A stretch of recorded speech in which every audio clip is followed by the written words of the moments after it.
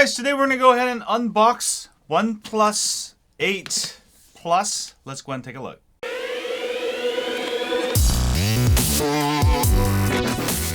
Hi guys, so let's go ahead and take a look at the OnePlus 8 Plus. This is the box. It says never settle. It almost looks like a solar panel there. There's nothing else in the box. It's supposed to, I think, slide out. Let me just slide it. Okay, slide it out.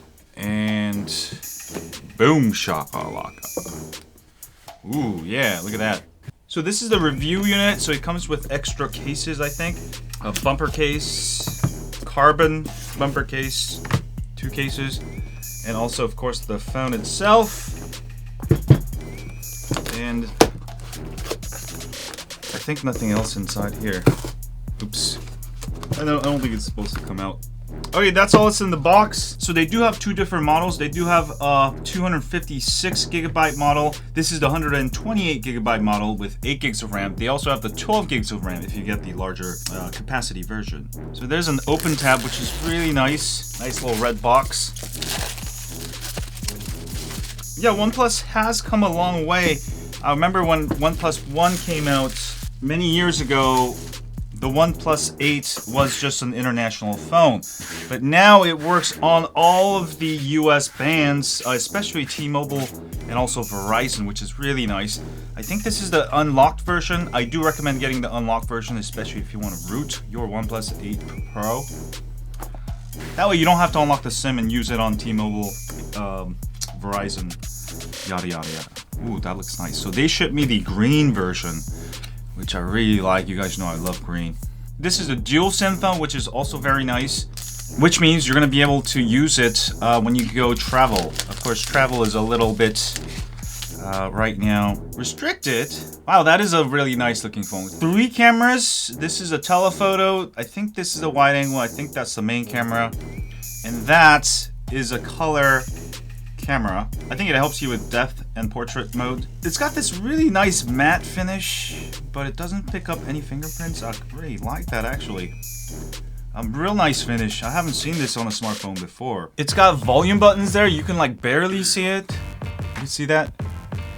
Alright, very clicky buttons there. On the bottom, you'll see a SIM card slot, dual SIM slots, USB Type-C, microphone there, speakers there, obviously. As usual, it's got a silent button and a power key. The camera hump is a little bit big, but it's not as big as the Samsung Galaxy Ultra hump. It's a really nice finish. You see that in the first minute that I've been holding it, there's absolutely no fingerprints.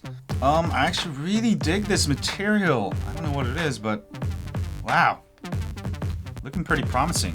Let me give you another side look here. If you like using your smartphone naked, it's like a material that does not pick up any fingerprints. I'm actually really surprised. And also, I'm not sure how they did it, but that's really cool. Anyway, if you do use your phone naked, this is going to be great because it's going to really absorb all that fingerprint. Anyway, let's go ahead and power on this bad boy. I'm going to go ahead and hit the power key and let's walk through the initial setup here. So it's been actually almost 2 years or a year because I skipped OnePlus 7T, all the OnePlus 7 series. The last OnePlus I had was OnePlus 6T because last year OnePlus was actually going to send me the OnePlus 7T and somehow they ran out of stock, so I couldn't review it. Anyway, here's a welcome screen. Let's go ahead and sign in.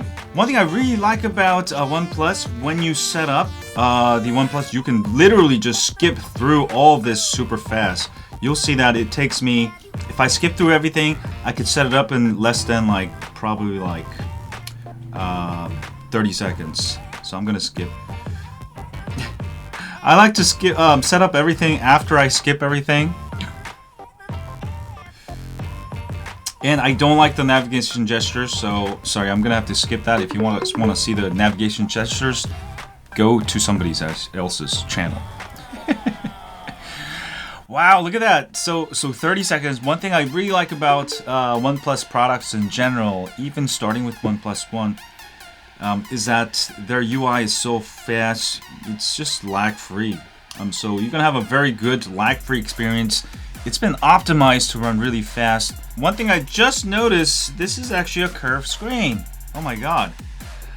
So this is sort of like what Samsung did. Wow, it's an actually curved screen. So it actually feels like a Galaxy S10 or S9. I'm not a fan of these curved screens actually because it creates additional glare. But the screen is not bad. It's an AMOLED 6.8 inch. One thing I really like about this is the resolution. Now, I've been telling OnePlus to get higher resolution. I want a 1440p screen. And last time I reviewed one was a 6T and they still had 1080p. But they finally brought 1440p display. So by default, it will actually go to HD. You can also have it auto switch. Ooh, that's kind of nice. I wonder if that will actually auto switch between YouTube and regular, because I just need 1440p for YouTube, because you know that extra resolution, it just makes a total difference. So let me actually just set it on auto switch. Let me go ahead and see if that works with that. And another funny thing I just noticed, obviously the camera is in upper left. Wow, so this is the opposite of what Samsung did. It's an in-screen front camera. And I think this is actually not a bad idea, because when I had the one on the Samsung, because I would always hit the camera for right-handers, at least they put it on the left. Now, if you're left-handed, you may start putting fingerprints all over the place. I don't know, but you might have to get used to it. So remember, Samsung had the camera on the right. So a whole year I was doing this. And when Samsung put it back in the middle, I was still swiping on the top. So it just totally mess up your hand-eye coordination. But putting it on the way left there, I think it should be fine. Even with left-handers, you should be able to go right over it. Let's go ahead and set up the fingerprint sensor. I'm actually not sure which side it's on. Okay, oh, it's in the front. So I'm not a fan of front fingerprint sensor, but everyone's doing it now. I wish everyone went back to the rear fingerprint sensor. God damn it. So pretty fast fingerprint sensor. Alright, let me go ahead and add my left also. Fingerprint animation, that's kind of cool. So you can change the animation. I'm gonna set it to, yeah, I like the stripe. Let's leave it at the stripe. So really fast fingerprint sensor. Oh, it's instant. Really like that. This is the fastest fingerprint sensor I've tried. This is way faster than Samsung Galaxy. So yeah, everything about OnePlus is that everything is just fast. But yeah, look at that. This looks really nice. I really like the color. It's sort of a prism emerald green.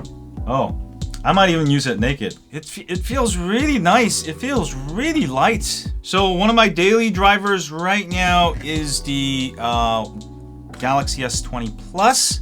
I like the form factor on this. This is also a 6.8 inch, is it? Or 6.7 inch. About the same, but it does feel a lot lighter. It's definitely lighter and thinner. Yeah, so it's sort of a, really like the form factor. This one's a little thicker, and you see the camera module is a little bit bigger. This definitely I like. Yeah, this is a very, very nice grip.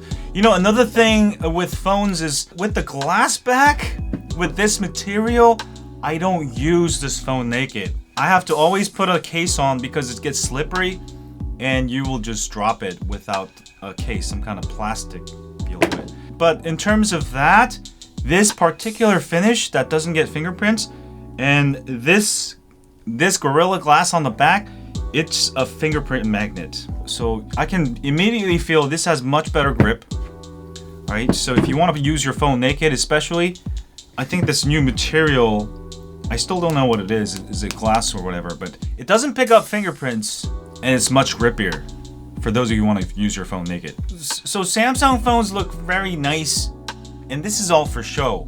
But in terms of being able to use the phone and not slip it through your hands, it's completely useless. But this I really like. This is really nice. Real nice grip. Let's do a quick comparison between the Galaxy S20 Plus.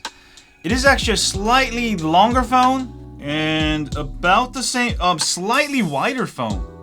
So this is the size of probably a Galaxy S20 Ultra. I'll have a full comparison eventually, but for right now, it's definitely a big phone, but it is thinner than the Galaxy S20 Plus and the Ultra. So I really like that. It's got about 4,500 milliamp hour battery, which should be plenty. Now, let me go ahead and play with it for a few hours and I'll be right back. Oh yeah, before I go, let me put the case on because sometimes I get these review units and what happens is I don't use a case because they don't come with a case and I literally drop it within the first hour. And then I got a cracked phone that I can't review anymore. So let me just put on one of these cases. I really like the carbon fiber. I really love this carbon fiber case here. I remember, I think OnePlus 5 came with one of these carbon fiber cases and I really loved it. It actually saved my phone a bunch of times. This case actually protects pretty good. It's actually from Evu Tech. Let's go ahead and put that on there. Ah, that is nice because it keeps it super thin. You still got a slight protection. And I even had a video about when I dropped that OnePlus phone, and the case actually saved me from cracking the screen. So I'll be back in a few hours. Let me go and test out the camera real quick.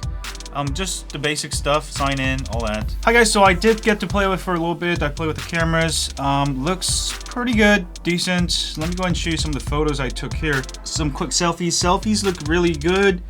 It's not the widest angle you'll get, obviously, on a smartphone, but not bad. Now, I did this with the bright background. It does a pretty good job with dynamic range. Now, the only thing I found with the bright background, it does really well in bringing the brights back. It's actually better than like LG, Samsung. But the problem is, while it's doing that, it does create sort of a halo effect here, there around the edges.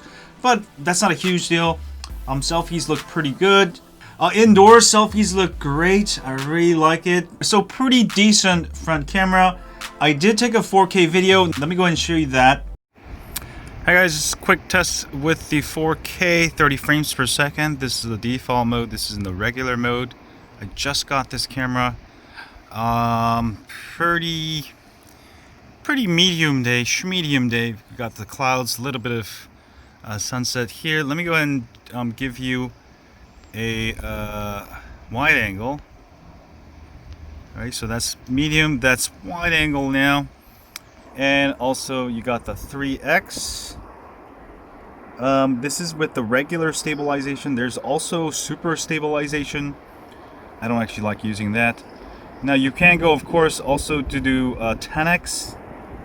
I think that they call it hybrid zoom. This is pretty much, I would say this is pretty much digital zoom. I will not use it.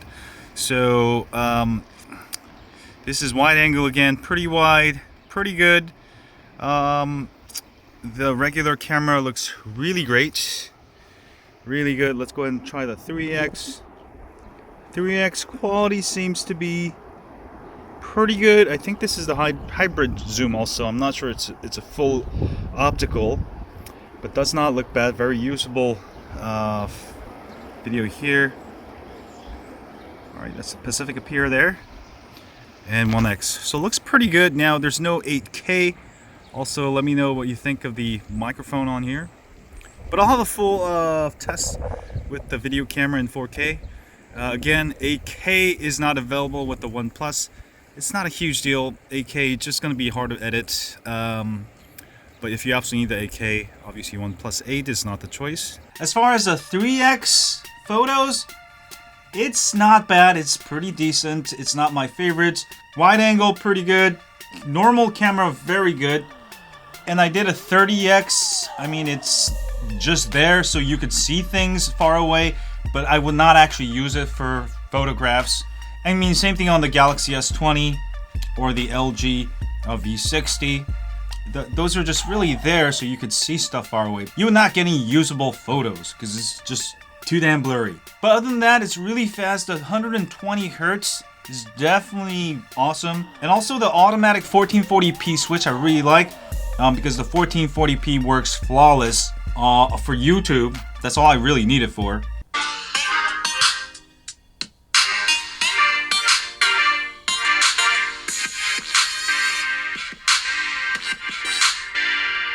Now that is at 1440p. And also the sound, this is at full. Sound is very full.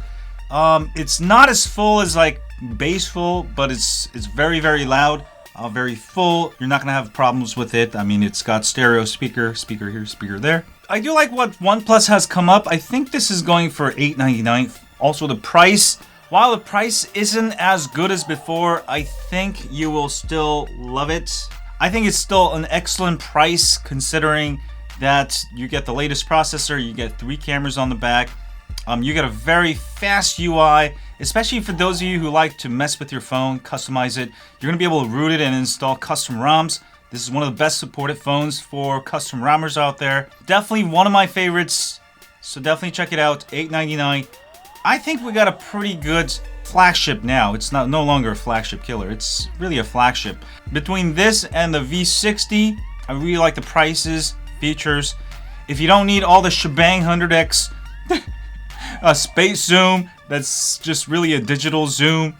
You need a light phone that is super thin and has the biggest screen real estate you can get. While being light, this is actually probably better than the V60. Alright, so really like it. I do also have the OnePlus 8 I'm gonna try after this. So I'll try to do unboxing by tomorrow.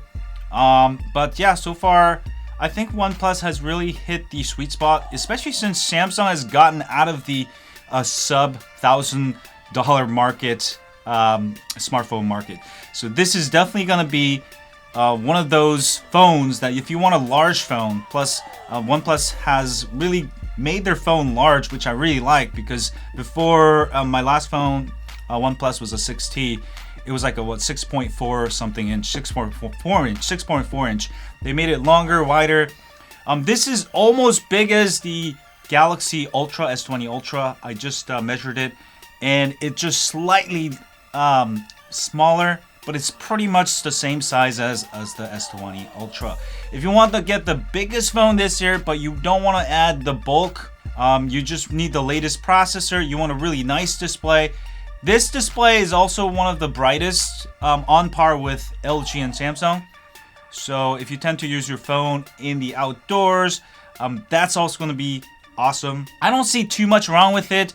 The only thing lacking is 8K video camera on the back camera for video recording. Also, front camera, there's still no 4K. There's still no 4K. It's still 1080p. So if you use your phone to vlog a lot or something, then you might be disappointed. But those are the only 2 flaws I found. Of course, I'll have to test out the battery life. I'll have to test out the network, the calls and stuff. But for right now, I'm actually really impressed, especially actually the back. Normally, I don't really talk about the back of a phone, but look at this thing. It does not pick up any fingerprints. Well, it sort of does, but you can't see it anyway. But this material really helps you grip the phone. So if you don't use a case, it's gonna really help you not drop your phone, which is a huge problem with all of these newer phones that have glass backs and they're just slippery as hell. And you can see how much oil I have on my fingers that's picking up on the front, but you can't see anything on the back, barely anything. All right, so really like this phone, really like the colors, really like how they did something different than everybody else who's using Gorilla Glass on the back. Now the hump I don't really like, but yeah, other than that, I really like how slim it is. You know, OnePlus really focusing on the slimness of their phone, so really like that. At least it feels that way. Anyway, that's not all. I forgot to open what's in the rest of the box. There's also a cheaper silicone type case in here. There is cables, red and white themed USB to USB Type-C cables, which I really love. Really dig the colors on the OnePlus products. And there's a warp charge that's rated for 5 volts 2 amps or 5 volts 6 amps. So this is basically like USB Type-C PD. Anything with 5 volts and a lot of amps, that's pretty much USB PD. I think that's what it is. It should actually be compatible with USB PD chargers. Anyway, I'll have a bunch of videos on the OnePlus 8 Pro. Watch out for that. Have a great day, and as always, stay